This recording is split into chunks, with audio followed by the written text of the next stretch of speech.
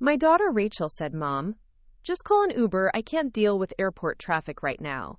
After I flew 6 hours from Phoenix to help her through her divorce crisis, while I stood there with my single carry-on bag watching her drive away. But what Rachel didn't know was that the humble elderly woman she had just abandoned at Chicago O'Hare was quietly carrying the business card of the city's most exclusive private car service in her worn leather purse, along with documents that would make her realize she had just made the most expensive mistake of her entitled life.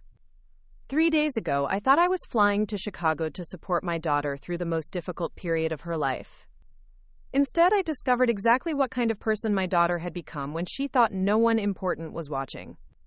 If you had seen me standing alone in the arrivals area of Chicago O'Hare International Airport last Tuesday evening at 6:47 p.m., struggling with my single Navy carry-on bag and looking around uncertainly for my daughter who was supposed to pick me up, you would have seen exactly what Rachel expected everyone to see. A confused, slightly overwhelmed elderly woman who was clearly out of her element in one of the busiest airports in America. You might have noticed my simple gray wool cardigan, the same one I'd worn for the past 3 years during winter travel, and my comfortable black walking shoes with their practical rubber soles, chosen specifically for navigating potentially slippery airport floors. My silver hair was pulled back in the kind of neat, practical bun that suggested someone who valued function over fashion, and my reading glasses hung from a simple chain around my neck in the universal style of grandmothers everywhere. The black leather handbag I carried had clearly seen better days. The corners were worn smooth from years of use, and the brass clasp showed the kind of tarnishing that comes from being opened and closed thousands of times. To any observer, it looked like the practical purse of someone who bought quality items once and used them until they fell apart, not because she preferred vintage accessories, but because replacing them would strain a limited budget.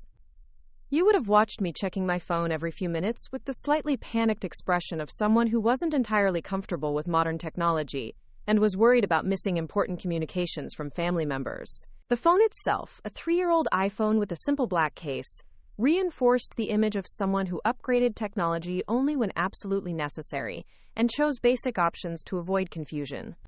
As I moved slowly and carefully through the crowds of travelers, you might have noticed how I yielded the right-of-way to younger, more aggressive passengers, stepping aside when someone seemed in a hurry rather than asserting my place in line. This wasn't just politeness. It was the behavior of someone who understood that she no longer commanded the kind of automatic respect and consideration that confident, successful people take for granted in public spaces. You would have seen me pause occasionally to read directional signs with the careful attention of someone who couldn't afford to get lost or confused in an unfamiliar place. When other passengers bumped into me or cut in front of me without apology, I smiled apologetically as if their rudeness was somehow my fault for being in their way. This was the behavior of someone who had learned to accept diminished status as a natural consequence of aging and reduced social importance. The carry-on bag I dragged behind me was practical rather than stylish.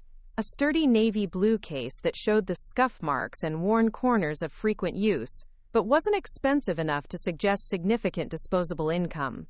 It was the kind of luggage chosen by someone who traveled occasionally but couldn't justify spending money on premium brands or coordinated sets. When I finally found an empty seat in the arrivals waiting area, I sat with the patient resignation of someone accustomed to being kept waiting. I arranged my modest belongings carefully, placing my handbag in my lap, with both hands resting protectively on top of it, and positioned my carry-on directly in front of my feet, where I could keep constant watch over it. This was the behavior of someone who had learned that she couldn't assume others would respect her property or personal space. For over 90 minutes, I sat in that uncomfortable plastic chair, occasionally standing to walk to the large windows that faced the pickup area, looking hopefully for a familiar car among the constant stream of vehicles collecting arriving passengers. Each time I returned to my seat without having spotted Rachel, my expression showed a little more concern and a little less confidence that everything was proceeding according to plan. Other families around me were experiencing the kind of joyful reunions that made airports feel like celebration venues despite their institutional decor and harsh lighting. Grandparents were being embraced by excited grandchildren, business travelers were being welcomed home by spouses who had clearly missed them, and college students were being collected by parents who treated their arrival as the highlight of their week. I watched these interactions with the wistful expression of someone who remembered when her own family relationships had included that level of enthusiasm and priority, but who had gradually adjusted her expectations to match the reality of adult children who had their own lives and more pressing obligations than airport pickups. The longer I waited, the more I began to attract the sympathetic attention of other travelers who recognized the universal situation of someone who appeared to have been forgotten by the people who were supposed to care about her welfare. A young mother with 2 small children asked if I needed help contacting my ride. An airline employee stopped to check whether I was waiting for wheelchair assistance. A taxi driver approaching the end of his shift offered to help me find alternative transportation. Each of these interactions reinforced the image of someone who needed assistance and protection, rather than someone who was capable of managing her own affairs. I accepted their concern graciously while declining their help, explaining that my daughter was just running late due to Chicago traffic and would arrive soon. This was the response of someone who was more worried about being a burden to strangers than about demanding appropriate consideration from family members. When Rachel finally called at 8:23 p.m., more than an hour and a half after my scheduled arrival time, her voice carried the kind of casual irritation that suggested my travel arrangements were an inconvenience she hadn't properly planned for, rather than a family obligation that deserved her full attention and consideration. "Mom, I'm so sorry, but I absolutely cannot make it to the airport tonight." Rachel's voice came through my phone with the brisk efficiency of someone delivering news that was disappointing but not particularly important in the larger scheme of her priorities.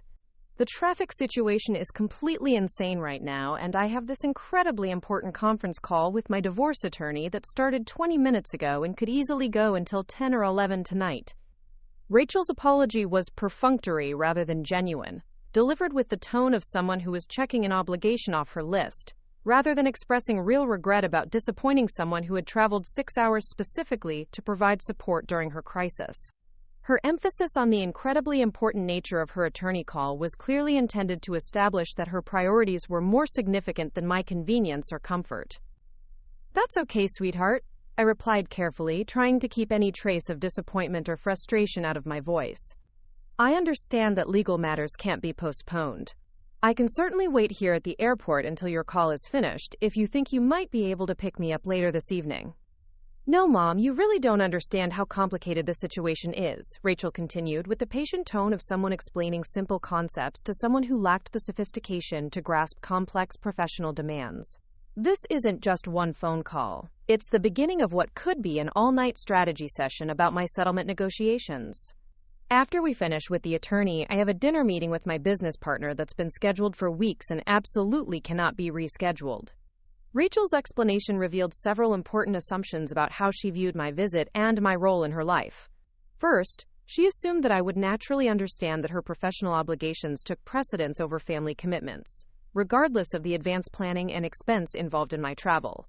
Second, she believed that my time and convenience were secondary considerations that could be sacrificed without significant consequence when they conflicted with her more important priorities.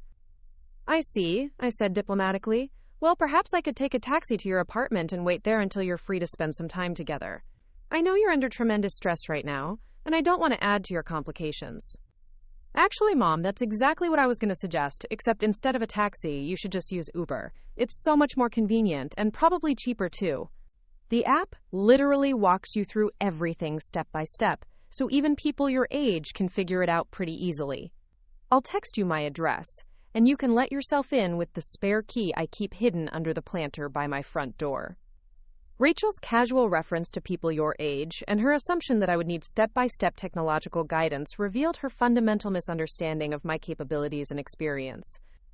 She was speaking to me with the kind of patronizing patience typically reserved for children or individuals with cognitive limitations, not recognizing that her assumptions about my technological sophistication were completely unfounded. More importantly, her suggestion that I let myself into her apartment with a hidden spare key, rather than having her there to welcome me, demonstrated how completely she had deprioritized my visit. I wasn't being invited as an honored guest or welcomed family member. I was being processed as efficiently as possible so that she could focus on matters she considered more deserving of her attention. Rachel, I flew here because you told me you needed support during your divorce proceedings. You said the court hearings were scheduled for this week, and that you were feeling overwhelmed by all the legal and financial complications. I came here to help you through whatever you're facing, not to be entertained or to add to your stress. I know, Mom, and I really do appreciate you making the trip. But honestly, having you here right now is actually creating more pressure for me, because I feel like I need to be available to visit with you when I should be focusing completely on protecting my financial future. This divorce settlement is going to determine whether I can maintain my lifestyle and my business, or whether I end up having to completely start over at 38 years old. Rachel's admission that my presence was, quote, creating more pressure rather than providing the support she had requested revealed the fundamental disconnect between what she had told me she needed and what she actually wanted from our relationship. She had asked me to come during her crisis, but she expected me to somehow provide support without requiring any of her time, attention, or emotional availability. Sweetheart, I'm not here to be entertained or to take up your time with social visits. I'm here to provide practical help during a difficult period. I can handle errands, prepare meals, manage household tasks, or simply be available if you need someone to talk through your concerns or decisions. You don't need to entertain me. You need to let me help you. Mom, I appreciate the offer, I really do, but you have to understand that this is probably the most critical week of my entire adult life. The settlement negotiations could literally determine my entire financial future, and I cannot afford any distractions or complications that might affect my ability to make smart decisions under pressure. Rachel's characterization of my presence as a potential distraction or complication was particularly revealing. She wasn't declining my help because she didn't need assistance. She was declining it because she viewed my presence as a liability rather than an asset during challenging circumstances. This suggested that she had never actually considered me capable of providing meaningful support during serious situations. I understand that you're under enormous pressure, I replied carefully. But I've been through difficult legal and financial situations myself, and sometimes having family support can actually reduce stress rather than increase it. I'm not here to interfere with your important decisions. I'm here to handle the practical details that might otherwise distract you from focusing on what matters most. Mom, please don't take this the wrong way, but handling a high-stakes divorce with significant business assets is completely different from anything you've ever dealt with. The legal strategies and financial implications are incredibly complex, and I need to work with professionals who understand these kinds of sophisticated negotiations. What would really help me most is knowing that you're safely settled at my apartment so I don't have to worry about logistics on top of everything else. Rachel's dismissal of my experience and her assumption that I had never dealt with sophisticated legal or financial matters revealed how completely she had misunderstood both my background and my capabilities. She was speaking to me as if I were a well-meaning but naive relative whose life experience was irrelevant to the challenges facing successful, educated adults. Are you certain you can't pick me up later tonight after your meetings are finished? I really don't mind waiting at the airport, even if it's quite late. I brought a book, and I'm perfectly comfortable sitting here until you're available. Mom, that's exactly the kind of thing I'm talking about. You're trying to be accommodating, but you're not understanding the reality of my situation. These aren't meetings with specific end times. They're open-ended strategy sessions that could continue until midnight or later.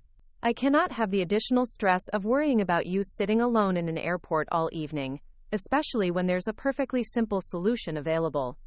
Rachel's concern about me sitting alone in an airport was interesting, because it revealed her assumption that I was vulnerable and potentially unable to manage in public spaces without family supervision. She wasn't worried about my comfort or convenience. She was worried about her own guilt and responsibility if something went wrong while I was waiting for her. What would you like me to do then? I asked, although I was beginning to understand exactly what Rachel expected from this conversation. Just call an Uber, Mom. It's incredibly easy, and it will get you to my apartment much faster than waiting for me to finish my obligations here. The app will handle all the payment details automatically, and the drivers are all background checked and monitored through GPS, so it's completely safe even for elderly passengers traveling alone. Rachel's emphasis on the safety features available for elderly passengers traveling alone was both patronizing and revealing. She was treating me as if I were a fragile person who needed special protections and accommodations, not recognizing that her assumptions about my vulnerability and inexperience were completely unfounded. "I've never used Uber before," I said honestly, though not for the reasons Rachel assumed. "Are you sure it's appropriate for someone my age to be traveling alone with strangers, especially in an unfamiliar city?" "Mom, millions of people use rideshare services every day, including plenty of people your age. It's actually much safer than traditional taxis, because everything is tracked and recorded. Besides, you're going to have to get comfortable with these kinds of modern conveniences if you want to maintain your independence as you get older."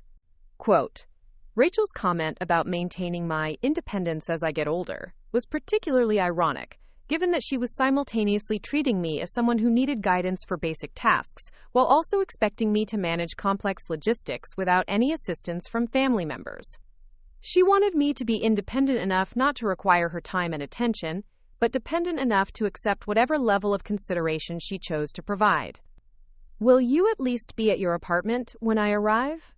I'd feel much better about this whole arrangement if I knew you would be there to let me in and help me get settled." "Mom, I already explained that I'm going to be in meetings until very late tonight. You'll need to let yourself in with the spare key and make yourself at home. There's food in the refrigerator, and I've got the guest room set up with clean sheets and towels. We'll have plenty of time to visit tomorrow when I'm not dealing with all this legal crisis management."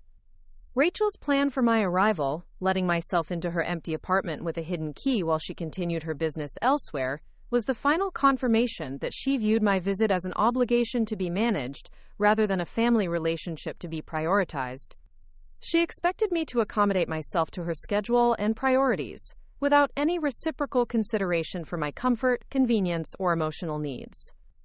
"Rachel, I came here because you said you needed family support during a difficult time, but it sounds like you'd prefer that I not be here at all during the actual crisis period. Should I perhaps change my return flight and come back to visit when your legal matters are resolved?" "No, Mom, don't be dramatic. I'm glad you're here, and I do want to spend time with you. I just need you to understand that this week is uniquely stressful, and I have to prioritize the things that will determine my entire future financial security. Once the settlement negotiations are finalized, I'll have much more time and emotional energy to focus on family relationships."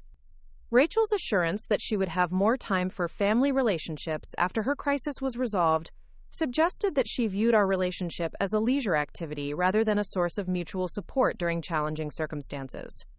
She expected family to be available when she needed them, but to remain conveniently invisible when their presence might interfere with her other priorities. "I understand that you're under pressure," I said finally. "I'll figure out the transportation and let myself into your apartment as you've suggested. But, Rachel, I want you to think carefully about what kind of precedent this sets for how we handle family obligations and support systems." "What do you mean by that, Mom?" "I mean that family relationships are built on mutual consideration and reliability, especially during difficult times. When you ask someone to travel across the country to provide support, and then you're not available to even pick them up at the airport, it sends a message about how much you value their effort and presence in your life." Rachel's silence on the other end of the phone suggested that she was either genuinely considering my point or calculating how to respond in a way that would end the conversation without making any commitments to change her behavior. "Mom, I promise we'll spend quality time together once I get through this crisis. But right now, I really need you to be understanding about the impossible position I'm in. Can you please just call an Uber and get settled at my place? I'll text you the address and the information about the spare key." As I ended the call and sat back in that uncomfortable plastic chair, watching hundreds of other travelers being greeted by family members who were genuinely excited to see them, I reflected on how completely Rachel had revealed her true priorities and her fundamental misunderstanding of what family relationships should be based on. Rachel saw an elderly mother who was technologically challenged, financially dependent, and socially naive enough to accept whatever treatment was convenient for her busy daughter. She assumed I would be grateful for minimal accommodation and wouldn't recognize the difference between being welcomed as valued family and being managed as an inconvenience that required efficient processing. What Rachel didn't know was that the confused elderly woman she had just abandoned at Chicago O'Hare was someone who had been navigating complex travel logistics for business purposes since before Rachel was born. I had been flying internationally when O'Hare was still a relatively small airport, and I understood transportation systems in dozens of major cities around the world. Rachel also didn't know that her mother's worn leather purse contained not just the business card for Chicago's most exclusive private car service, a company I had used dozens of times during business trips to the city, but also documents that would reveal exactly how expensive her assumptions about her mother's limitations and dependencies were about to become. The business card in my purse wasn't for Uber or any other rideshare service that Rachel assumed would be appropriate for elderly passengers traveling alone. It was for Bennett Executive Transport, a company that provided luxury vehicles and professional drivers for clients who valued discretion, reliability, and the kind of personal service that doesn't require smartphone apps or credit card processing through public platforms. But more importantly, my purse also contained documentation of assets and capabilities that would demonstrate exactly how wrong Rachel's assumptions about my financial situation, my professional experience, and my ability to handle sophisticated challenges had been throughout her entire adult life. However, I'm getting ahead of myself. To understand how Rachel's casual abandonment at the airport became the catalyst for the most devastating lesson about respect, consideration, and family loyalty she would ever receive, you need to know the whole story about who I really am, what I've built over the past 15 years since her father died, and why the daughter who thought she was too busy to pick up her simple mother was about to discover that her assumptions had cost her more than she could ever imagine. Because sometimes the most important lessons are the ones that cost everything you thought you were entitled to receive, and Rachel was about to learn exactly how much her disrespect was worth in the real world where character and consequences actually matter.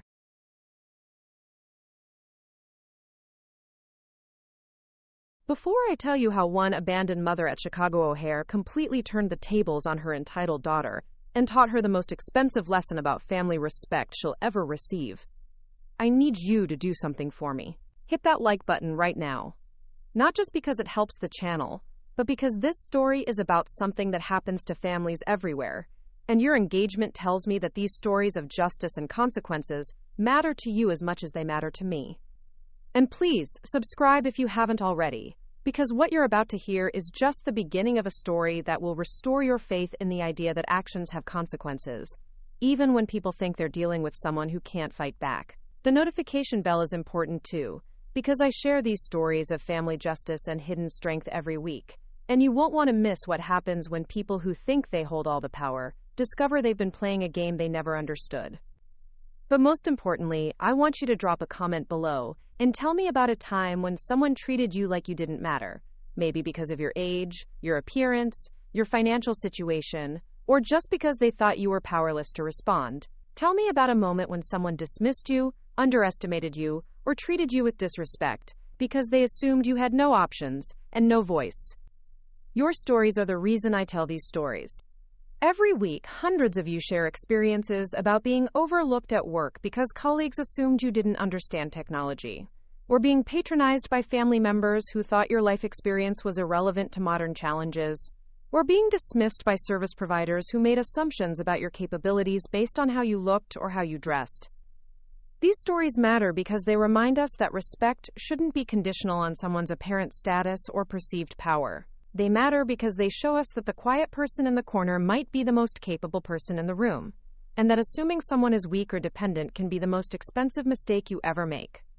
Last week, Maria shared a story about how her son-in-law treated her like an incompetent burden when she moved in temporarily after her husband's death, assuming she was financially desperate and had no other options. He had no idea that she was actually a retired aerospace engineer who had been quietly evaluating his character and documenting his treatment of her for months. When she revealed that she had purchased the house next door and would be moving there instead of staying with their family, he realized that his disrespectful behavior had cost him free childcare, household help, and a relationship with someone who could have been an incredible asset to their family's future. James wrote about how his adult children assumed he was becoming senile and needed their management of his affairs, treating him like an inconvenience during family gatherings and making decisions about his living situation without consulting him. They had no idea that their confused father was actually working with attorneys to restructure his estate based on how his children treated him when they thought he was becoming vulnerable. Their condescending behavior cost them inheritance that could have set up their own children's college funds, all because they couldn't be bothered to treat their father with basic dignity and respect. Sandra shared an experience about being dismissed by younger colleagues who assumed her old-fashioned appearance meant she was technologically incompetent and professionally irrelevant. They had no idea that she had been one of the early developers of the software systems their entire company depended on, and that she was quietly documenting instances of age discrimination that would eventually result in a settlement that funded her early retirement while several of her dismissive colleagues lost their jobs. These stories remind us that appearances can be deceiving, that quiet people often have the most interesting backgrounds, and that treating someone poorly because you think they can't respond is always a dangerous gamble. They show us that character is revealed not by how we treat people who can help us, but by how we treat people we think can't hurt us. And that's exactly what this story is about. It's about a daughter who made assumptions about her mother's limitations and dependencies, and who treated her with casual disrespect because she believed her mother had no alternatives and no power to demand better treatment. It's about how those assumptions led to choices that revealed character flaws so serious that they changed the entire trajectory of her family's future. This story is also about the danger of confusing someone's choice to live simply with their inability to live differently. It's about the mistake of assuming that someone who doesn't demand attention or assert their status is someone who lacks status to assert. Most importantly, it's about the reality that the people who seem most powerless are sometimes the people who have chosen not to use their power yet, and that pushing someone to that point can have consequences far beyond what you ever imagined possible. Rachel thought she was dealing with a technologically challenged elderly mother who was financially dependent and socially naive enough to accept whatever treatment was convenient for her busy daughter. She made decisions based on assumptions about my limitations, my options, and my willingness to tolerate disrespectful behavior from family members who should have known better. What Rachel didn't understand was that her mother had spent 15 years building capabilities and resources that would have shocked her if she had ever bothered to ask about my actual life, instead of assuming she already knew everything worth knowing about my circumstances and experiences. But Rachel never asked about my life in Phoenix, or what I had been doing since her father died, or how I had been supporting myself, or what kind of work had been keeping me busy during the years when she was focused on building her own career and managing her own relationships. She never asked about my interests, my expertise, my professional connections, or my financial situation, because she had decided that she already knew everything relevant about her aging mother's increasingly irrelevant life.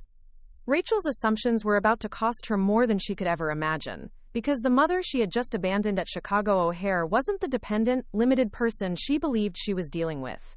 The woman sitting in that uncomfortable airport chair with her worn leather purse and her modest carry-on bag was someone who had been quietly building wealth, expertise, and professional relationships that would have solved every problem Rachel was facing if Rachel had ever treated her with enough respect to discover who she was actually dealing with.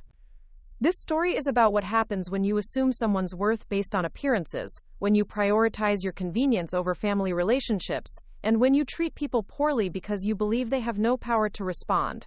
It's about consequences that are both surprising and inevitable, justice that feels both shocking and perfectly fair.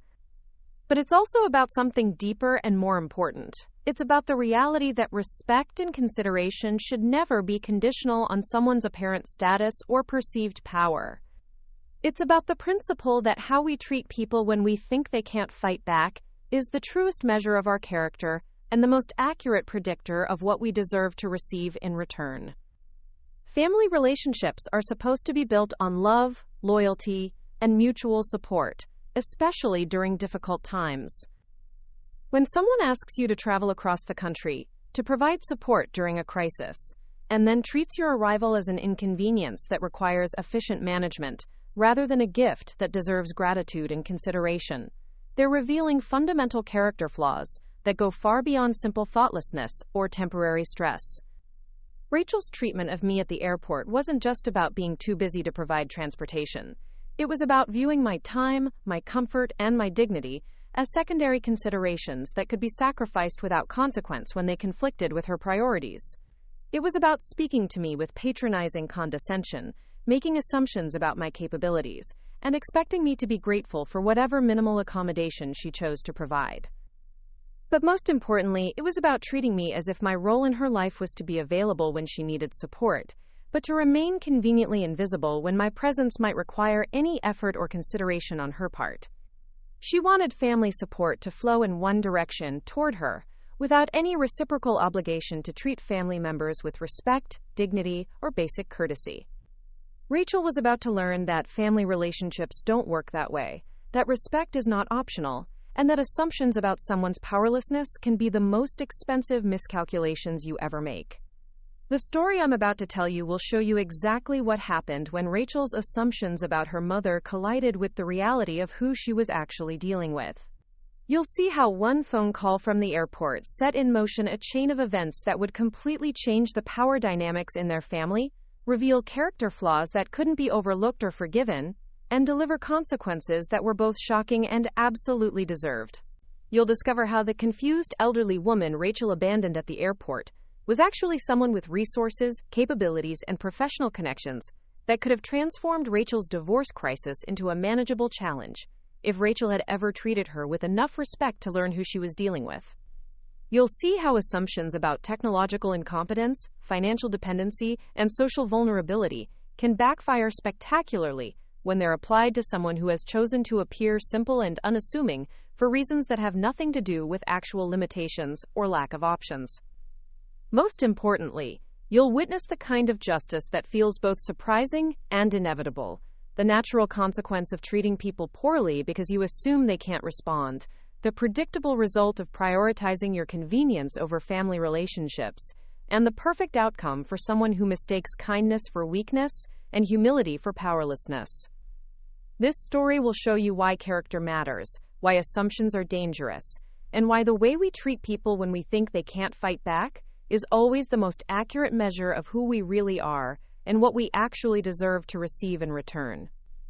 So settle in, because what you're about to hear is a masterclass in consequences, a demonstration of why respect is never optional, and a perfect example of what happens when someone who thinks they hold all the power discovers they've been playing a game they never understood with someone who could have been their greatest ally, if they had just treated her with the basic dignity and consideration that every person deserves.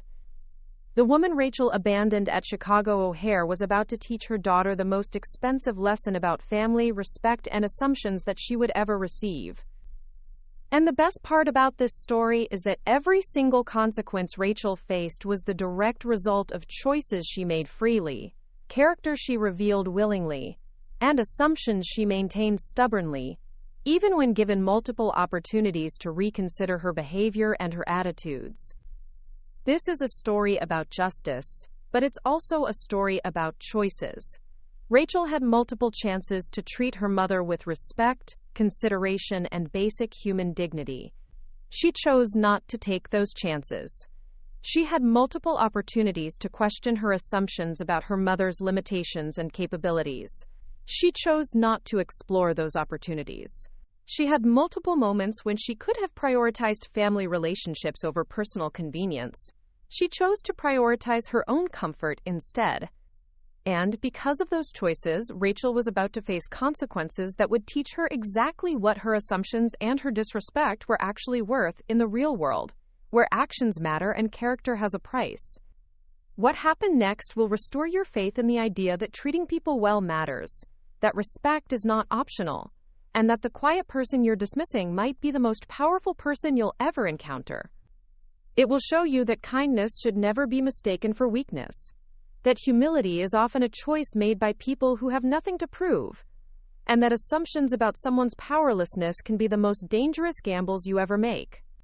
Get ready to see what happens when someone who thinks they're in control discovers they've been underestimating the wrong person, when someone who believes they hold all the power learns they've been playing by rules they never understood, and when someone who assumes they know everything about their family realizes they've never bothered to learn anything important about the people they should have valued most.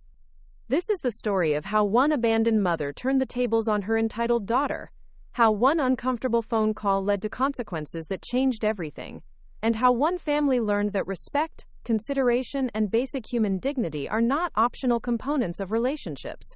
They're the foundation that determines whether relationships survive or crumble when tested by real challenges.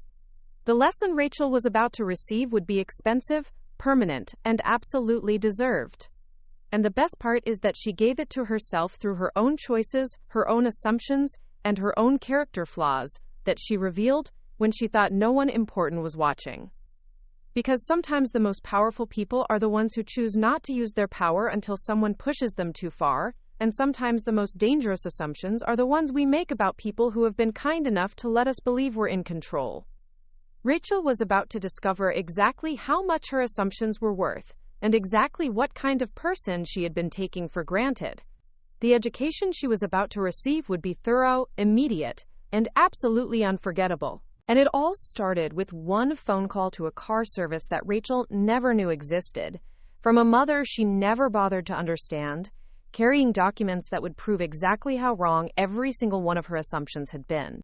To understand how completely Rachel had misjudged the situation she was dealing with, you need to understand exactly who she thought I was, and how I had cultivated that perception over the years since her father's death. The image Rachel held of her mother wasn't accidental. It was the result of 15 years of careful choices about how much of my real life to share with family members who had never shown genuine interest in understanding who I had become during the most transformative period of my existence. When Eleanor Martinez stepped off that plane at Chicago O'Hare on Tuesday evening, she appeared to be exactly what Rachel expected to see: a 70-year-old widow who had been living quietly in Phoenix since her husband's death, managing on Social Security and whatever modest savings she had accumulated during a conventional middle-class life. Everything about my appearance, my behavior, and my apparent circumstances reinforced assumptions that Rachel had been making about my limitations and dependencies for more than a decade. The gray wool cardigan I wore that evening had been purchased 3 years earlier at a Macy's sale, and I had worn it during every winter trip since then, not because I couldn't afford alternatives, but because it served my purposes perfectly. It was well made but unremarkable, the kind of practical garment that suggested someone who bought quality when possible, but wasn't concerned with fashion trends or making impressions through clothing choices. My comfortable black walking shoes were genuine leather with excellent arch support, chosen specifically for long travel days and extended periods of standing or walking on hard airport floors. They were expensive shoes, but they looked like the sensible footwear of someone who prioritized comfort and durability over style, reinforcing the image of a practical elderly woman who made purchasing decisions based on necessity rather than desire. The navy blue carry-on bag I dragged behind me was a high-quality piece of luggage that had accompanied me on dozens of trips over the past 5 years, but its scuffed corners and worn handle made it appear to be the treasured possession of someone who traveled infrequently and took exceptional care of her belongings because replacing them would be financially challenging. My silver hair was styled in the same neat, low bun I had worn for the past 8 years. A choice that appeared to be the practical decision of someone who wanted a hairstyle that was easy to maintain and appropriate for her age, rather than the strategic choice of someone who understood that appearing conventional and unassuming provided certain advantages in how people perceived and treated her. The reading glasses that hung from a simple chain around my neck were a genuine necessity. My vision had changed as I aged, and I needed them for reading small print or detailed documents. But the glasses also served as a perfect symbol of the elderly woman persona that Rachel expected to see, reinforcing assumptions about my age-related limitations and dependencies. My black leather handbag was perhaps the most carefully chosen element of my appearance. The bag itself was actually quite expensive. Genuine leather with exceptional craftsmanship that would last for decades with proper care. But I had deliberately chosen a classic style without obvious designer markers, and I had allowed it to develop the kind of gentle wear patterns that suggested years of careful use by someone who viewed handbags as practical necessities rather than fashion statements. Inside that unremarkable handbag, I carried exactly the kinds of items that would reinforce Rachel's assumptions if she ever bothered to look. A worn leather wallet containing a modest amount of cash, credit cards from mainstream banks rather than premium financial institutions, and membership cards for organizations like AARP and the local library in Phoenix. These items told a story of someone living a simple, budget-conscious retirement supported by conventional resources and mainstream services. My smartphone was 3 years old and housed in a basic black protective case. Functional but not impressive. The kind of technology choice that suggested someone who upgraded only when necessary and chose simple options to avoid confusion.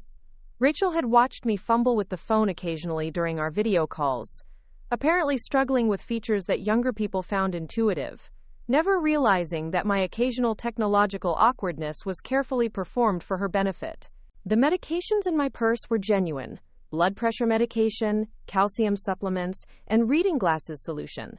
But they were exactly the kinds of age-related health management tools that reinforced perceptions of someone dealing with the predictable challenges of aging, rather than someone maintaining excellent health through sophisticated preventative care and premium medical services. Even my travel behavior reinforced the image Rachel expected to see. I had flown economy class from Phoenix to Chicago, not because I couldn't afford better accommodations, but because choosing first-class seating would have been inconsistent with the modest lifestyle I wanted my family to believe I was living. During the flight, I had eaten the airline meal without complaint, read a paperback novel I had purchased at the airport bookstore, and generally behaved like someone for whom air travel was an occasional luxury rather than a routine business activity. When other passengers on the plane made polite conversation, I had presented myself as a retired teacher visiting family in Chicago, a description that was technically accurate but completely misleading about the scope of my actual activities and accomplishments. I spoke about Rachel's divorce with the concerned tone of a mother who was worried about her daughter's welfare but didn't really understand the complexities of modern legal and financial challenges. To my fellow travelers, I appeared to be exactly what Rachel believed I was: a nice elderly woman who had lived a conventional life as a teacher and homemaker, who was now managing as best she could on limited retirement resources, and who was traveling to provide whatever modest support she might be able to offer during her daughter's crisis. This carefully constructed persona extended far beyond my appearance and travel behavior. For 15 years, I had maintained a lifestyle in Phoenix that appeared to confirm every assumption Rachel made about my financial situation and social circumstances. I lived in a modest 2-bedroom apartment in a middle-class neighborhood, drove a 5-year-old Honda Civic, and shopped at mainstream grocery stores and discount retailers. My apartment was comfortable but unremarkable, furnished with quality pieces that appeared to have been accumulated over many years rather than purchased as coordinated sets, decorated with family photographs and personal mementos rather than expensive artwork or designer accessories. When Rachel visited 2 years ago, she saw exactly what she expected to see: the home of someone who was managing comfortably on limited resources but certainly wasn't living luxuriously or extravagantly. The neighborhood I had chosen was filled with other retirees living on pensions and Social Security, creating a social environment where my apparent circumstances seemed perfectly normal and appropriate. My neighbors were friendly, retired teachers, government workers, and small business owners who had worked hard their entire lives and were now enjoying modest but comfortable retirements funded by conventional savings and retirement benefits. I participated in neighborhood activities that reinforced this image: book clubs at the local library, volunteer work at the community center, occasional dinners at moderately priced restaurants with other women whose husbands had passed away. These activities provided genuine social connection and personal satisfaction, but they also created a consistent picture of someone whose social world was limited to age-appropriate activities within a modest budget. When Rachel called to check on me during our monthly conversations, I shared stories about these activities with genuine enthusiasm, describing my volunteer work teaching literacy to adult learners, my participation in a garden club that maintained flower beds at the community center, and my involvement in a book discussion group that met at the local library branch. These were all meaningful activities that I truly enjoyed, but they painted a picture of someone whose interests and capabilities were exactly what Rachel expected from a retired elementary school teacher living on a fixed income. I was careful never to mention activities or experiences that would contradict this image. I didn't talk about the business conferences I attended in other cities, the professional journals I read to stay current with financial markets, or the sophisticated investment analysis I conducted every morning before most people in my neighborhood were awake. Rachel never heard about the luxury hotel stays I occasionally enjoyed when business travel required overnight accommodation, the expensive restaurants where I met with financial advisors and investment partners, or the high-end retailers where I purchased clothing for professional meetings that required more formal attire than my daily retirement wardrobe. Most importantly, Rachel never learned about the respect and recognition I received in professional circles, where my expertise and accomplishments were well known and highly valued. She never heard about the consulting fees I earned for providing investment advice to other individuals and small institutions, the speaking engagements I accepted at financial planning conferences, or the advisory board positions I held with several investment firms. In Rachel's understanding, her mother was a sweet, somewhat naive elderly woman who had been fortunate to have a husband who managed their finances competently enough to provide a comfortable but modest retirement. She assumed that I had been the traditional homemaker and school teacher who had left financial decisions to her father and was now managing as best she could with whatever resources he had left behind. Rachel's assumptions about my technological limitations were particularly carefully cultivated. During our video calls, I occasionally asked for help with features that I could have managed easily, creating the impression that modern technology was challenging for someone my age. I used an older model laptop that appeared to be struggling with newer software, and I sometimes expressed confusion about online services or digital platforms that younger people took for granted. This technological persona served multiple purposes. It reinforced Rachel's assumptions about age-related limitations and dependencies. It provided reasonable explanations for why I might need guidance or assistance with various tasks. And it created natural opportunities for Rachel to feel helpful and knowledgeable in comparison to her apparently less sophisticated mother. When Rachel visited Phoenix 2 years ago, she had observed my daily routines and concluded that they confirmed everything she believed about my circumstances. She watched me clip coupons from the newspaper, comparison shop for groceries, and choose generic brands over name brand products. She saw me mending small tears in clothing rather than replacing items, using public transportation for errands that could have been handled more conveniently with ride services, and generally living with the kind of careful frugality that suggested someone stretching limited resources to maintain independence. What Rachel didn't understand was that these behaviors were choices rather than necessities, strategic decisions about how to live rather than constraints imposed by financial limitations. I enjoyed the process of finding good values and making thoughtful purchasing decisions. I found satisfaction in maintaining and repairing things rather than replacing them, and I appreciated the social interactions that came with using public transportation and shopping in person rather than relying on delivery services. But these lifestyle choices also served the important purpose of reinforcing the image I wanted Rachel to see. Every time she observed me making practical, budget-conscious decisions, she became more confident in her assumptions about my financial situation and more comfortable treating me as someone whose resources and options were limited enough that she didn't need to worry about my ability to manage independently or respond to inappropriate treatment.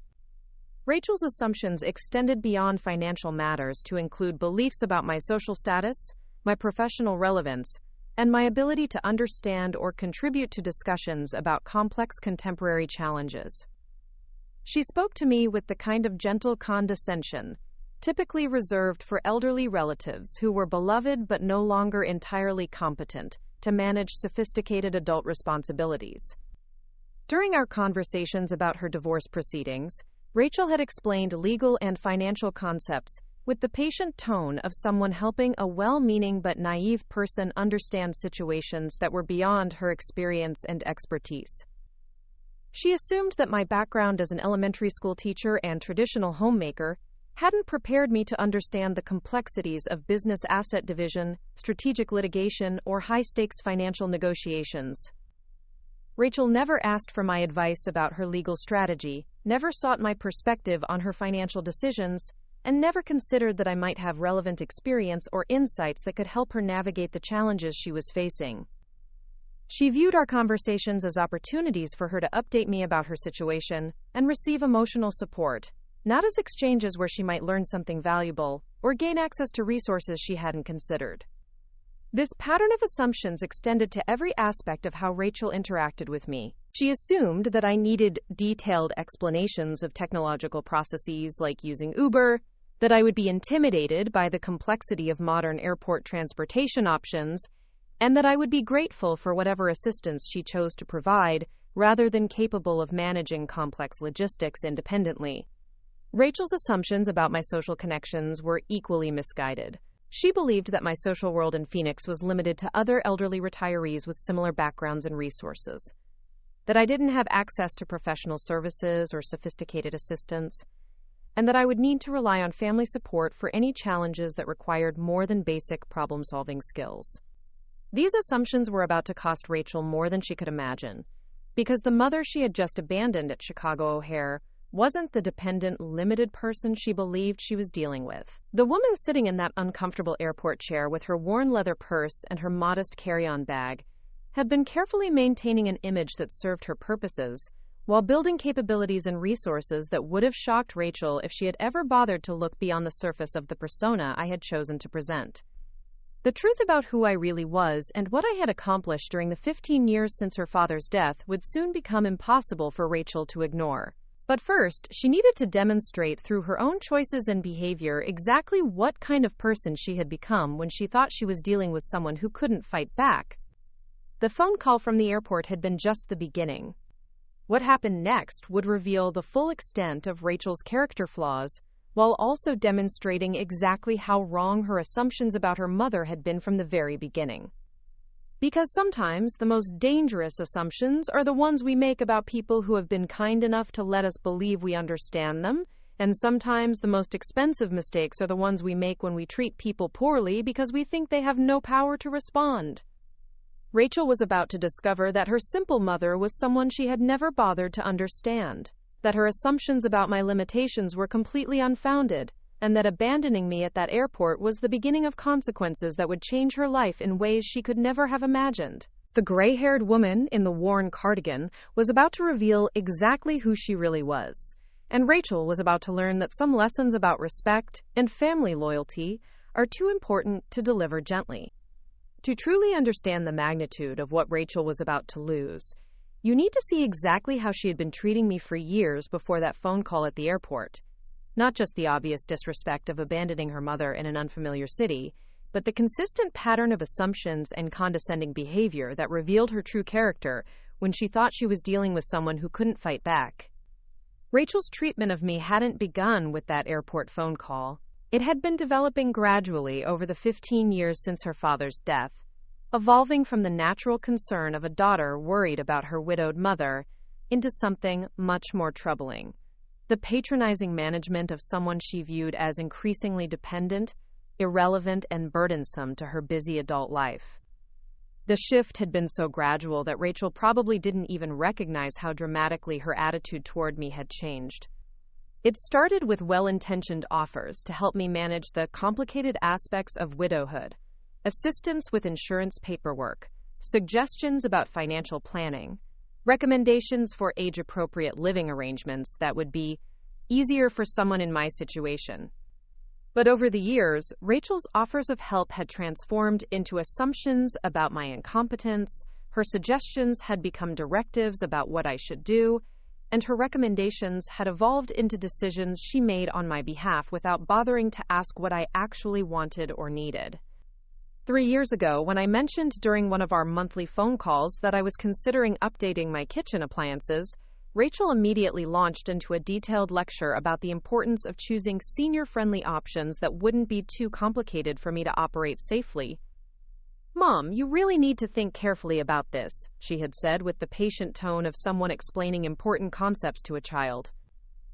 "A lot of these new appliances have digital controls and programmable features that can be really confusing for people your age. You should probably stick with simple models that have basic knobs and buttons, even if they're not as energy efficient or attractive."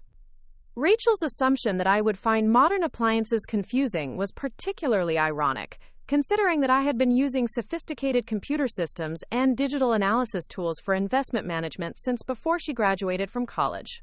But she had never asked about my actual experience with technology. She had simply decided that my age made me inherently incompetent to handle anything more complex than the most basic household equipment. "I appreciate your concern, sweetheart," I had replied diplomatically, "but I think I can manage to learn how to use a new microwave or dishwasher. Technology has become much more user-friendly in recent years. Mom, I know you think you can handle these things, but you have to be realistic about the challenges that come with aging. It's not just about learning how to use new appliances. It's about safety issues, memory problems, and the risk of making expensive mistakes because you didn't understand how something worked. Rachel's response revealed several troubling assumptions. First, she believed that aging automatically meant cognitive decline and technological incompetence. Second, she assumed that I was prone to memory problems and expensive mistakes, despite having no evidence that I had experienced any such difficulties. Most importantly, she felt entitled to make decisions about my capabilities and limitations without any input from me about my actual experiences or preferences.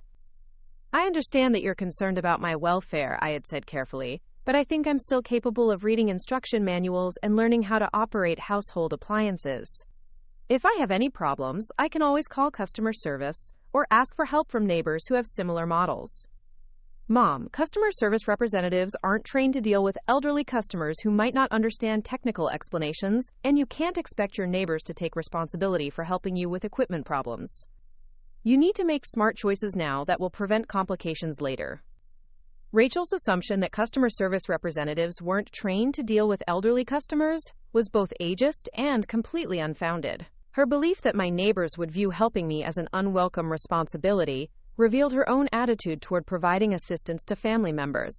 She saw it as a burden, rather than a natural expression of care and community support. The kitchen appliance conversation was just one example of a pattern that had been developing for years. Rachel consistently assumed that I needed her guidance for decisions that I had been making successfully for decades, that I was vulnerable to mistakes and complications that required her protection, and that my judgment about my own capabilities and preferences was unreliable and potentially dangerous. Last year, when I mentioned that I was planning to take a short vacation to visit some friends in California, Rachel immediately began questioning whether such a trip was realistic for someone in my circumstances. Mom, traveling can be really stressful for elderly people, especially when you're dealing with airports, rental cars, and unfamiliar cities. Have you thought about what would happen if you got sick or injured while you were away from your regular doctors and support systems?